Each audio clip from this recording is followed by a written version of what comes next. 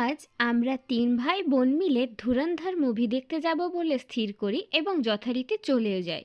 যেহেতু ক্রিসমাস সবে পেরিয়েছে তাই মুভি হলের বাইরের পরিবেশটা ছিল খানিকটা এই রকম।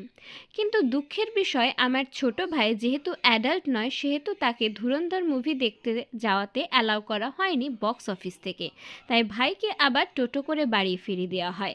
ঠিক এই কারণে একে তো আমরা দেরি ছিলাম, তারপর আরও খানিকটা দেরি হয়ে যায় এবং তারপরে আমি এবং আমার বড় ভাই মিলে ধুরন্ধর মুভিটা কমপ্লিট করি।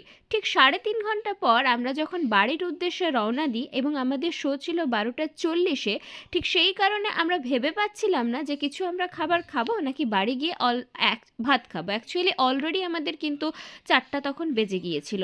তাই যথারীতি আমি এবং আমার ভাই মিলে সিদ্ধান্ত নিই যে বাড়িই চলে যায়।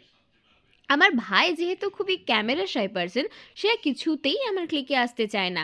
সে যখনই তার দিকে ক্যামেরা ঘোরায় সে মুখ ফিরিয়ে নেয়।